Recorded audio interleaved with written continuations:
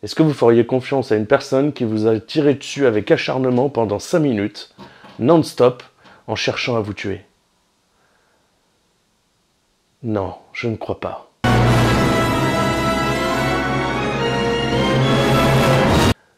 Amis du jour, bonjour. Alors aujourd'hui, on va parler du dernier film de John Woo, le film Silent Night.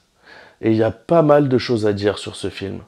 Alors tout d'abord, on va retrouver John Kinnaman, qui va jouer le rôle d'un père qui vient de perdre son fils dans une guerre de gang.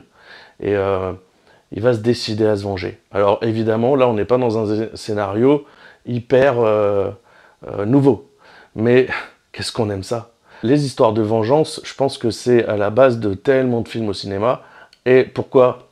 Parce qu'on en redemande. Et là, pour le coup, on peut dire que ce film est un plagiat complet du film Death Sentence, qui était avec Kevin Bacon.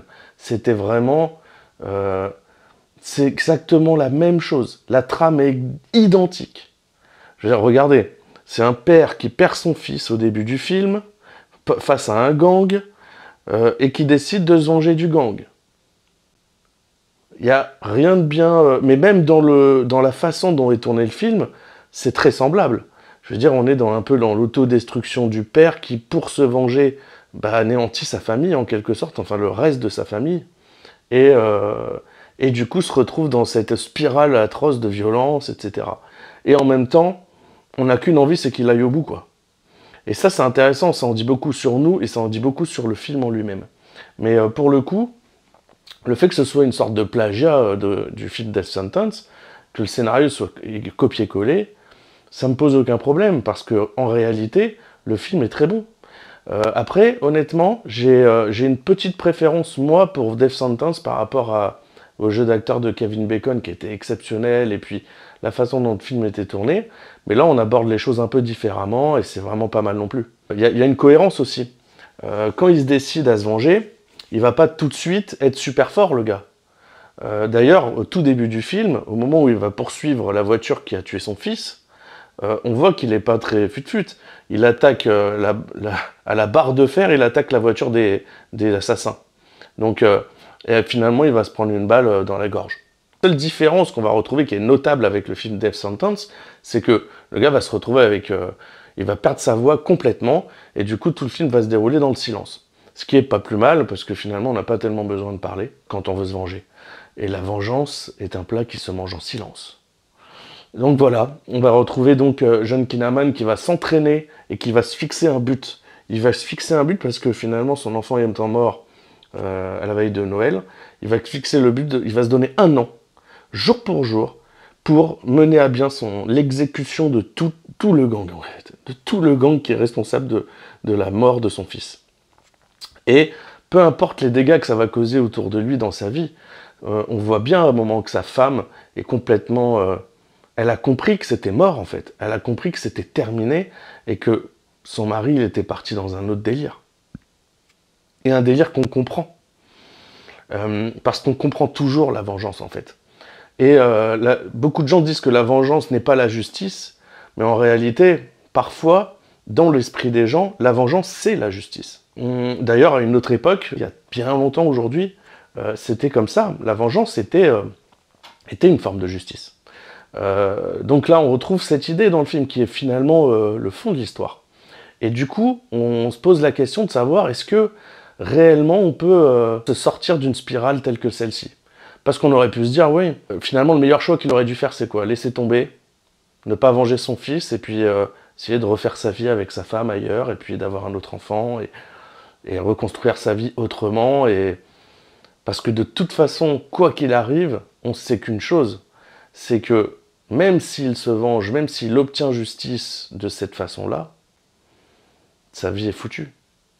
Et du coup, on ressent ça, qu'il ne va rien obtenir à part la vengeance.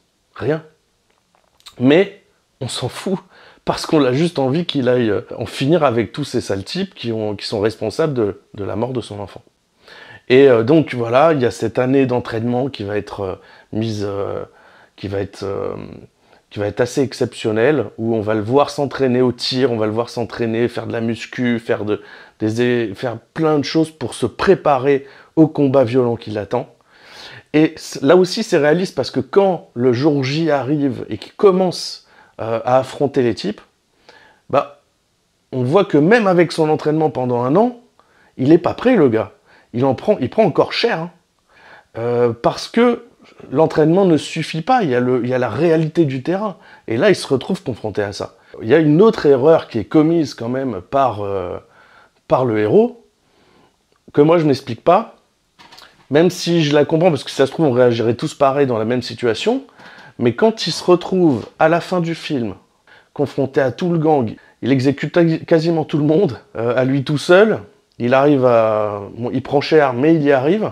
Il reste 2 personnes. Il reste la pourriture suprême, le méchant, l'antagoniste principal qui est tatoué sur le visage et qui a l'air très méchant. Et on a sa femme. Et comment elle les accueille? Avec une mitraillette, où elle tire pendant 5 minutes à la mitraillette à essayer de tuer John Kinnaman et le flic qui l'accompagne. Et quand il arrive à la désarmer, quand elle est foutue, qu'est-ce qu'il fait? Rien. Parce qu'il la regarde et il se dit « Oh, cette pauvre fille, c'est une femme, je sais pas. » Le gars ne la tue pas, quoi. Il ne va pas aller plus loin. Et on comprend pas pourquoi, en fait. Parce que c'est évident qu'elle va se retourner contre lui et lui faire la misère. Ça se voit qu'elle est tarée, cette fille. Donc, ça n'a aucun sens. Mais bon, peut-être qu'on réagirait comme lui en réalité, donc c'est peut-être plutôt cohérent, en fait. Mais moi, je me suis vraiment soulevé la question.